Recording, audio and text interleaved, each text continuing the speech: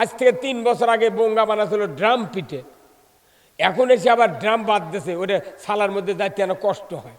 এখন স্টিলের পাইপ কস করে কাটিয়া ইদিগো চঙ্গা ওইদিগো চঙ্গা ইঙ্কা করে দেয়। এক বস্তার মনে করেন 3 খান্তি মারে বঙ্গা, উপরে মধ্যে নিচে।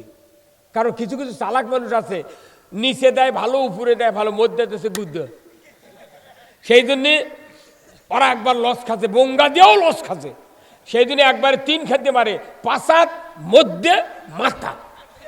এই কথা বল, এই বঙ্গা মারা যেদিন থেকে ধানের ব্যাপারীরা ধরছে, সেই দিন থেকে ধানালা বেকারে মুঠ বাউ দিয়ে লিয়ে গেছে। আল্লাহ কিয়ামতের দিন মনে করেন স্যাম্পল দেখে জান্নাত দিবি না, যে শুক্রবারে মাথার টুপি দিয়ে, ঈদের নামাজের টুপি দিয়ে ডিসকভারির স্প্রে মারছে, কি সুন্দর সুস পায়জামা ফিন্দে স্যান্ডেল নিয়ে যায় নামাজ ভারত করে মাঠত গেছে, শুক্রবারে জুম্মাত গেছে। এই স্যাম্পল দেখে তোক জান্নাত দিবে না, তোর ভেতরে বঙ্গা মারে কল দিয়ে দেখবি। হ্যাঁ কথা কর না গা, খালি ঈদের নামাজের স্যাম্পল দেখে যদি জান্নাত দেয় আল্লাহ, বাংলাদেশের হিন্দুও দোজখত যাবে না। আর সবাই দোয়া করবেন, আল্লাহ আমাকে তো মৃত্যু বরণ করতেই হবে, তো তুমি ভোটের আগে মরণ দিও। কয় নাকি কথা, ভোটের আগে মরবার চাবেন, জানাজাত প্রচুর লোক হবি। হিন্দু যদি ভোটের দ্বারা উও জানাজাত যাবি। হাই রে জানাজা, বাংলাদেশের জানাজা দেখলে মনে হয় মাথা আমার অটো হয়ে যায়। সেই 5-6 খান্তি জানাজা করে, আর মাইকিং হচ্ছে সহক সংবাদ, সহক সংবাদ, মাথা ঝাঁকি উঠে যায়। অমুক চিকিৎসাধীন অবস্থায় বারডিম হাসপাতালে মারা গেছে, তার নামাজে জানাজা ঢাকাত বয়তুল মোকাররমে হবে, আবার জয়পুরহাট কেন্দ্রীয় মসজিদে, তারপরে উপজেলার ইউনিয়নত আবার যা মাজিনে হবে। 6 খান্তি জানাজা হচ্ছে, আর ফেরেশতা করছে এত জানাজা করা লাগবে না বাবা, নামে দিত, নামে দিয়ে ওই কোন ধরনের মানুষ ছিল চেনা হয়ে গেছে। হ্যাঁ কথা কর, আকাশমণি ডাল দিয়ে সাইজ করবি। নামাজ নাই, কালাম নাই, আল্লাহ রসুলের পক্ষে নাই, কিচ্ছু নাই, মিশাই কি করছে না করছে, বিরাট নেতা। আমার একটা স্বপ্ন পূরণ করো ও গো দয়াময়, তোমার পথে চলতে গিয়ে মরণ যেন হয়। রসুল এবং সাহাবাদের এই প্রতিজ্ঞা ছিল, আমি মরব কিন্তু আল্লাহর পথে। আমার একটা স্বপ্ন পূরণ করো ও গো দয়াময়, তোমার পথে চলতে গিয়ে মরণ যেন হয়। আমি অটল যেন থাকতে পারি আল কোরআনের পথে, ধৈর্য নিয়ে চলতে পারি দিন কায়েমের পথে। আমায় ধৈর্য দিও, সাহস দিও ও গো দয়াময়, তোমার পথে চলতে গিয়ে না পাই যেন ভয়। আল্লাহর পথে চলে মরতে হবে, তবে আপনি কবরের মধ্যে দোয়া পড়ার সার্থক হবি, বিসমিল্লাহি ওয়ালা মিল্লাতে রাসূল। আল্লাহর পথে চলা নেই, নামাজ পড়া নেই, কিচ্ছু নেই, মরে গেছে, লাশ সামনে থেকে করছে, লোকটা কেমন ছিল, বাপরে সাহস রে বা, মনে আল্লাহ দেখবার ভাইনি, ঠিক তোর বাটাম ফাটাবি। আল্লাহর সামনে এই পৃথিবীর তাহাতা সারা, সিদরাতুল মুনতাহা, আরশে আজিম, আসমান জমিন, জান্নাত জাহান্নামের যে কোনো একটা পাথরের ভেতরে যা কিছু অবস্থান করে সব দেখেন কে? আল্লাহ। সে আল্লাহর সামনে দাঁড়িয়ে কইতে লোকটা কেমন ছিল, সাহস কিরে, উই ক্যাঙ্কা ছিল, আল্লাহ দেখেনি। সাধারণ মানুষ করছে হুজুর, বেশিরভাগ মানুষ যদি কয় লোকটা ভালো ছিল, তাহলে আল্লাহ ভালো চাইলে লিবি। কি সাহস রে বা, হ্যাঁ, তাহলে তো খালি মরার আগে কবা গরু জব করবো, মাংস গুছাবো, খালি কবি লোকটা কেমন ছিল, সগলি কবি সেই রকম ছিল। হ্যাঁ হ্যাঁ হ্যাঁ হ্যাঁ, মুসলমান আপনাকে দেখে নিবে আল্লাহ তাআলা যে তুমি কোন কায়দায় কিভাবে চলেছ। আল্লাহু আকবার। তাহলে আসুন, আমি কথা বলছিলাম যে 4টি কাজ রাষ্ট্র শক্তি কায়েম করবে, আমাদের কোনো ক্ষমতা নেই, ক্ষমতা নেই। আজ থেকে দেখেন মসজিদ, যে জায়গায় মসজিদ আছে, মসজিদের মুয়াজ্জিন আজ 70 বছর এক একটা মসজিদে আযান দিচ্ছে, ভোরে আযান দিবার লেগে আর সলাতু 5,12,000 মসজিদ আছে, 5,12,000 মসজিদের মুয়াজ্জিন 5,12,000, মুয়াজ্জিন ইমাম আবার 5,12,000। কোন কোন ইমামের 2টা পর্যন্ত বউ আছে, হে আছে না?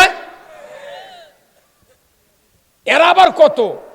এই বাংলাদেশে 50,000 পীর আছে, কাদরিয়া, চিশতিয়া, নকশবন্দি, মোজাদ্দেদিয়া, আহমদিয়া, আটরশি, জাকির পাটি, হুখাদা, লালন শাহ, 3 কোটি জাকের আছে। এই 50,000 পীরের 3 কোটি জাকের। আবার 25,11,974 জন হাজিয়ার হাজান্নি আছে। পুরুষের বউ আছে, মহিলার কারু কারু স্বামী আছে, কেউ কেউ বিধবে। কথা কন। তারপরে এই বাংলাদেশে অনেক লোক আছে, তারা জমির আলের উপর খাড়ায় আছে, ভালো লোক, তারা এই দিক হলায় ওই দিক হলায়, যে দিক ধাক্কা পাবে সেই দিক চলে যায়। এতগুলা লোক আমরা চাচ্ছি নামাজ নামাজ নামাজ, দেখা যায় নামাজ নামাজের তুলনায় বেনামাজি বেশি। সবাই করলেন না? ঠিক। ওই লোকটা যে জোরে করলো ওই বুঝিছে, ওই বুঝিতে সেই জন্য করছে। ঠিক কথা কন না? যিনি বলেননি উনি বুঝতে এখনো পারেন নাই, সেই জন্য ওনার ব্যথা বেনামাজি। নামাজ কায়েম করতে হবে, আল্লাহর হুকুম। যে ব্যক্তি নামাজ ছেড়ে দিল, মান তারাকা সালাহ ফালাইসা মিন্নি। বক্তৃতা দেওয়া দেবে বালুস ফাটানে, কিন্তু নামাজ কায়েম করতে ঠেলা আছে। এই ফজরের সময় শীতের মধ্যে বহু লোক জুম্মাত যাচ্ছে না, খালি জুম্মাত লাই ডুবি দিচ্ছে না। কতক্ষণ? আর যারা ধনী ধনী লোক, যারা বড় বড় অফিসার, টাউন বন্দরের 4 তলা ছুঁয়ে আছে, ওরা আবার গ্লাস লাগাছে, থাই গ্লাস, নাম তো থাই, যার থাও নেই, থাই লাগাছে নীল কালার, সবুজ কালার। ই ভেতর থেকে দেখে, বাইরের মানুষ দেখে না। যে কুয়াশা শুরু হয়েছিল কয়েকদিন আগে রাত্রে, ওই যে শোষে 8টার সময় চেতন পায়নি, স্ত্রী যা ডাকিচ্ছে, নইম বাপ তুমি উঠবে না? তো কোথা থেকে ফজরে আজান দিছে, তার মানে বাইরের আলোতে ঢুকিচ্ছে না, ওই থাই লাগে রাত লাগাছে। তোর বাটাম যদি না ফাটারে থাই আলারা, হ্যাঁ কথা কর, থাই মারাচ্ছে। ওই থাই লাগে অন্ধকার করছে ঘরের মধ্যে, যাতে নামাজ পড়ার কথা কেউ দেখবেন না পারে। আর ধনী ধনী মানুষেরা জীবনে মসজিদ যায় না, এসার সময় আর ফজরের সময়। এসার সময় দামো যদি ঘাটা ঠান্ডা কিছু করে কেউ, গরিব মানুষ করছে তুই যা, এতে কাপড় থাক, তুই জুম্মাত যা, সিংহ মারবি, তোর সিংহ মারবি। ইমান এনেছি, জামাতে নামাজ আদায় করতে হবে, তোর বোন ঠিক কিনা? ইয়া আইয়ুহাল্লাযিনা আমানু আকিমুস সালাত ওয়া আতুজ যাকাত ওয়ারকাউ মা'র রাকিন। নামাজ কায়েম করো, যাকাত আদায় করো, রুকুকারীদের সাথে রুকু করো। এমনও মানুষ বাংলাদেশে আছে 20 বছরের মধ্যে ফজরের ওযু করেনি কোনো দিন, অথচ তাই বড় নেতা। তো খেতা বানাবি ছটা দিয়ে জাল করে। আগে নামাজ কায়েম করতে হবে। এই যে বাংলাদেশে এতগুলো নির্বাচন হচ্ছে, আমাকে বসে থেকে কত বক্তা বক্তৃতা করে, ভোট চাই, ইসলাম কয়, ইসলাম শান্তির ধর্ম, নামাজ পড়বেন। দেখা যায় উই নামাজ পড়ে না। নামাজ দেশে মানুষ বললে নামাজ হবে না, নামাজ রাষ্ট্র শক্তি কায়েম করবে। ওযু আপনি ব্যক্তিগত করতে পারবেন, কিন্তু নামাজটা একা একা কায়েম করা যায় না। রাষ্ট্র শক্তি ছাড়া নামাজ কায়েম হবে না। আমার ভাইয়েরা, আপনার বেজার হচ্ছেন? হ্যাঁ, বেজার হলে কমো না। এই জয়পুরহাট আমাকে বগুড়ার একদিন মহকুমা ছিল। আমরা তখন ক্লাস 3 পড়েছি 68 সনে। ভাই আপনি কোন সনে এসেছি? 78। তখন এই জয়পুরহাট ছিল মহকুমা। আপনাদের এই এলাকাতে আমি কোনোদিন আসিনি। এই 5 বিবি, তারপরে আপনার হচ্ছে সদর, ওই রতনপুর, বাগজানা, মাজিনা, ওই দিক বহু সভা করছি। কিন্তু আপনার এই কাশি না যে আমাকে দাওয়াত দিয়েছে, আপনাকে এই গ্রামের ছেলে ওই যে মতিউর আমার গ্রামত বিয়ে করছে। অনেক দিন হলে লাগিয়েছে, ভাই না আপনার ওটি যাওয়া লাগবে। আমি বলি সময় নাই তো কি করি, এই জন্য আসছি দুটা কথা বলার জন্য। আপনারা যদি একটু এনকারেজ দেন, আমাকে একটু হেল্প করেন, ভালো কথা শোনার পর, কোরআনের কথা শোনার পর একটু সজাগ হবেন। আমার এই মাহফিলে যারা বসেনি, আগামীকাল আমাকে তার স্বপ্নে দেখা লাগবে, স্বপ্নে দেখা লাগবে। আল্লাহ রাব্বুল আলামিন নামাজের উপরে তো তাগিদ দিলেন কেন? কেন রাষ্ট্রশক্তিকে বললেন নামাজ কায়েম করো, যাকাত আদায় করো, ন্যায় কাজের আদেশ করো, অন্যায় কাজের নিষেধ করো।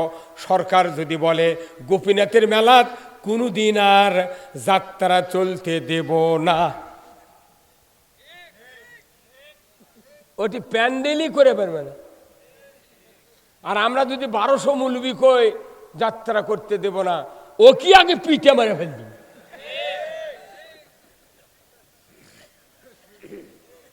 তাহলে সরকারের ক্ষমতা আছে। এই যে মহাস্থানের নাম শুনছেন আপনারা, শাহ সুলতান বলকি রহমতুল্লাহ আলাই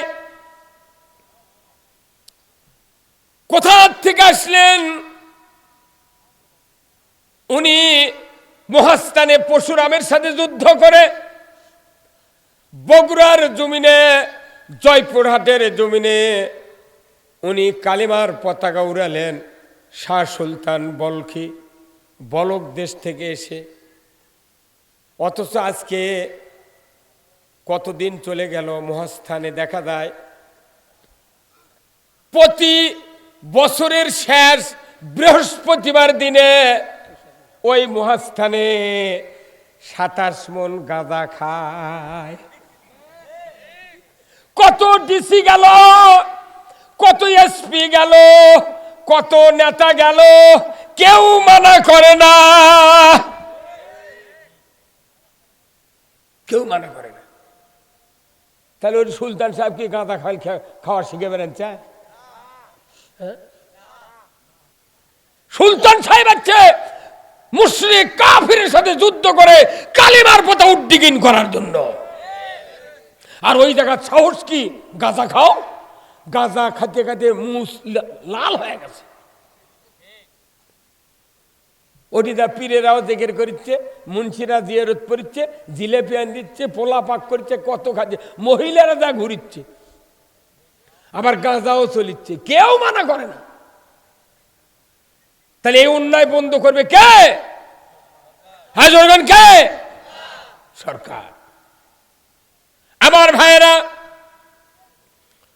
এত তাগিদ দিয়েছে, 4টা দফার একটা দফা কোনো মানুষের বক্তৃতায় কায়েম হবে না, কোনো অন্যায় বন্ধ হবে না, ন্যায় চালু হবে না, নামাজ কায়েম হবে না, যাকাত কোনোদিন চালু হবে না।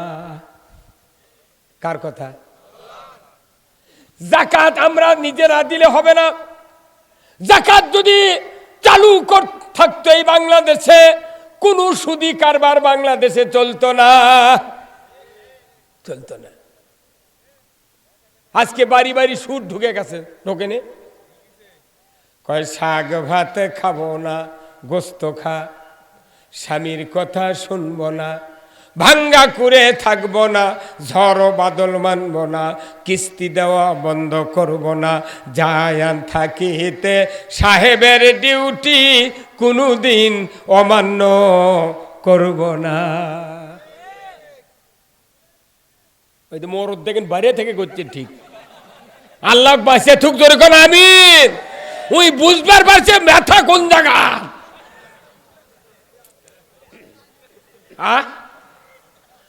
সুদ চলিচ্ছে দেশে, অথচ জাকাত আছে হাজার হাজার কোটি টাকার মালিক আছে বাংলাদেশে। বাংলাদেশের ব্যাংকে টাকা না আটে ওই বিদেশত পাচার করছে, কেউ কোলবালিশের মধ্যে, কেউ চাউলের হারা, কেউ ফ্রিজের মধ্যে। অথচ জাকাত তেলে করছে গরিব কো কি ভাই, শতকরা 2.5 টাকা, লাখে 2.5 হাজার হাজার কোটি টাকা ব্যাংকে পৌঁছে যাচ্ছে, অথচ গরিবের কোনো জাকাতের ভাবনা নাই। ফেতরা দেয় তাও 10 পাক ঘুরে 2 টাকা। চামড়ার টাকা না গরিব পালে হয়নি। কুরবানির 15 দিন আগে থেকে ঢাকার থেকে কয় বদমাইশ, কয় ট্যানারি খারাপ। 70,000 টাকার গরুর চামড়া 4 টাকা দিয়েও বেচতে পারি নাই। রোদ্রে শুকে থুছি, তাহলে চামড়ার দাম যদি এতই কমে যায়, বাটা কোম্পানির জুতা একটা কিনেছি 3,000 টাকা দিয়ে 1 জোড়া শু, আর 1 জোড়া 10,000 টাকা। তাহলে এক কাল্লার চামড়া দিয়ে 6 জোড়া স্যান্ডেল হয়। গরুর চামড়া, কাল্লার চামড়া দিয়ে 6 জোড়া, এক জোড়া স্যান্ডেলের দাম 549 টাকা। তাও পায়ের গোড়ারটি লেগে থাকে। তাহলে কাল্লার 6 জোড়া, তাহলে 6 জোড়ার দাম কত হলো? 5 6 30, 3,000। পুরো গোটা গরু পরে আছে। 1 জোড়ার দাম 3,000 যদি হয়, একটা গরুর চামড়ার ইমুরার উইমুরার দিয়ে কমপক্ষে 20 জোড়া জুতো হবে। গরিব টাকা পাবি দেখে করছে ট্যানারি খারাপ। তোরা আয়, এই জয়পুরহাট বগুড়ার জমি তোরা আবাদ করবো, আমরা যা চামড়ার ব্যবসা করবো। কতক্ষণ তোরা আলু লাগা, জমি লাগা,